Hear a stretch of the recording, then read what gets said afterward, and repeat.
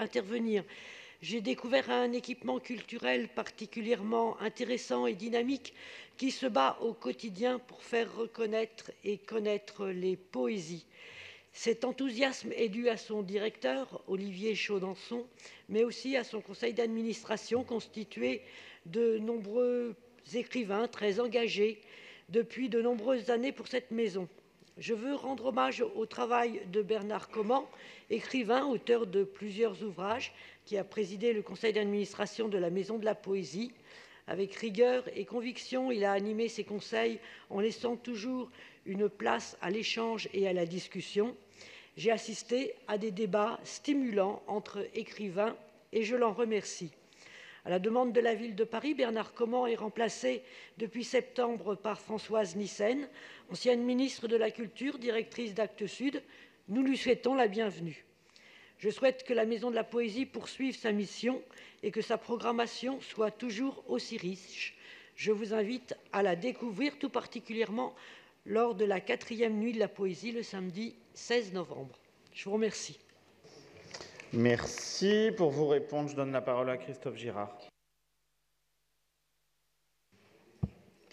Merci beaucoup, cher Joël Morel, car en effet, c'est un lieu précieux et chaque jour, je me félicite que Bertrand Delanoë, alors maire de Paris, et moi, son adjoint à la culture, nous proposâmes au conseil d'administration le nom d'Olivier Chaudenson, dont on connaissait bien les qualités de directeur du festival de Manosque. Je vous remercie également de rappeler l'attachement tout particulier que nous portons à la poésie comme forme d'expression dans le champ de la littérature à un moment où le livre disparaît de nos écrans.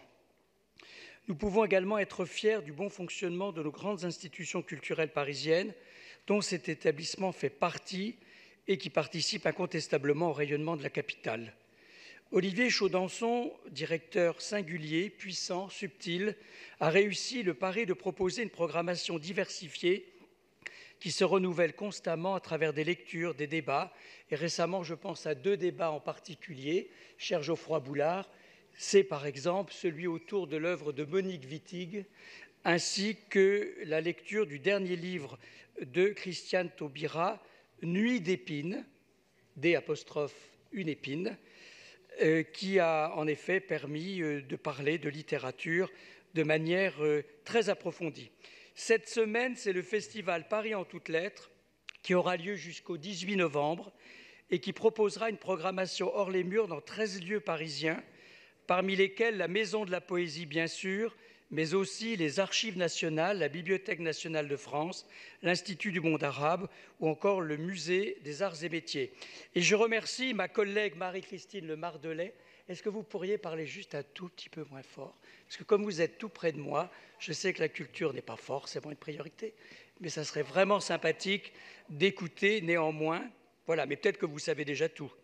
Alors je remercie Marie-Christine Le Mardelet également de m'avoir informé hier que l'Institut du monde arabe restera ouvert toute la nuit de samedi à dimanche dans le cadre de Paris en toutes lettres pour une nuit de la poésie, avec entre autres une lecture de l'étranger. La Maison de la Poésie a ainsi réalisé durant l'année 2019 des investissements pour la sécurité du bâtiment et la mise aux normes de certains dispositifs scéniques afin de proposer un équipement exemplaire aux 30 000 spectateurs accueillis chaque année. Par ailleurs, je tiens à souligner que la gestion budgétaire de la Maison de la Poésie est absolument exemplaire et je tiens à les féliciter et en féliciter le conseil d'administration extrêmement attentif et en soutien. En conséquence, je vous propose de bien vouloir poursuivre le financement de ce plan d'investissement, unanimement, je l'espère, à travers cette subvention. Je vous en remercie.